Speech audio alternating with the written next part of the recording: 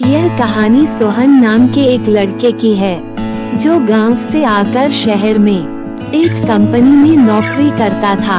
सोहन के पिता एक किसान थे जो कि गांव में खेती किसानी करके अपने परिवार का पालन पोषण करते थे।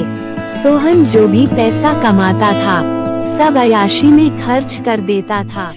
खैर जैसे तैसे दिन बीतते गए और सोहन को अपने कंपनी में एक लड़की से प्यार हो गया और दोनों बिना शादी के ही पति पत्नी जैसे रहने लगे।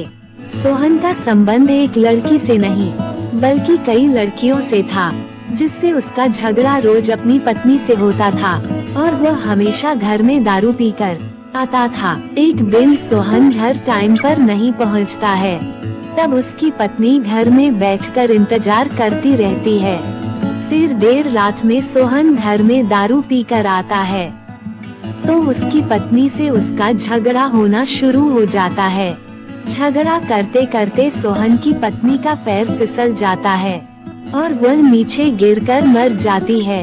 सोहन को नशे में होने कारण रात में कुछ समझ में नहीं आता है और वह चुपचाप सो जाता है।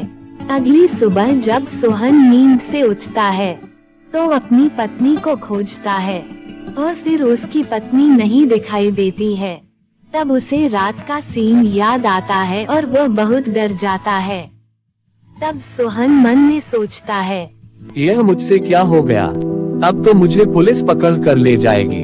वह जल्दीबाजी में अपना सामान पैक करता है और अपने गांव के लिए निकल देता है।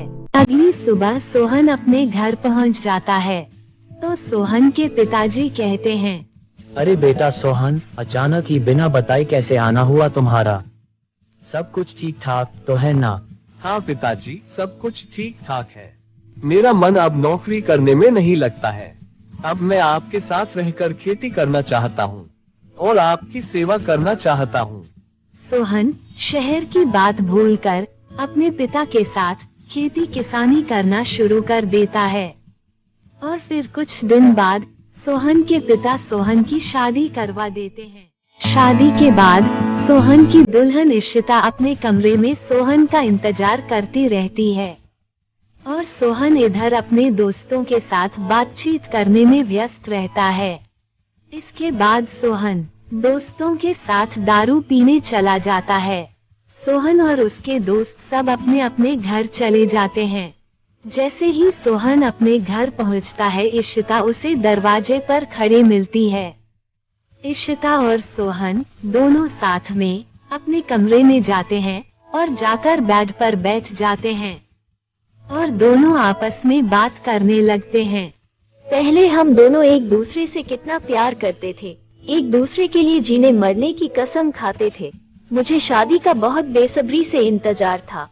शादी हो गई तो आप अपने दोस्तों के साथ बाहर घूम रहे हैं। सोहन यह सुनकर आश्चर्यचकित हो जाता है और कहता है, मैं तो तुमसे पहले कभी नहीं मिला हूँ और न ही शादी के पहले हमने कभी बात की है, तो फिर हम एक दूसरे को कैसे जानेंगे? आप मुझे पहले से जानते हैं, मैं आपकी पत्नी हूँ। तूने मुझे नहीं पहचाना? मैं तेरी पत्नी लक्ष्मी हूँ जिसकी तुमने हत्या कर दी थी, लेकिन आज मैं तुम्हें नहीं छोड़ूंगी और किसी दूसरे की जिंदगी बर्बाद नहीं करने दूंगी।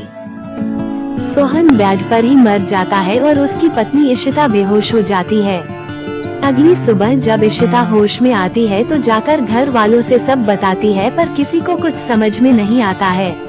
इसके बाद इशिता अपने मायके चली जाती है और दूसरी शादी कर लेती है। अगर आपको यह कहानी अच्छी लगे तो कृपया मेरे चैनल को लाइक और सब्सक्राइब करें।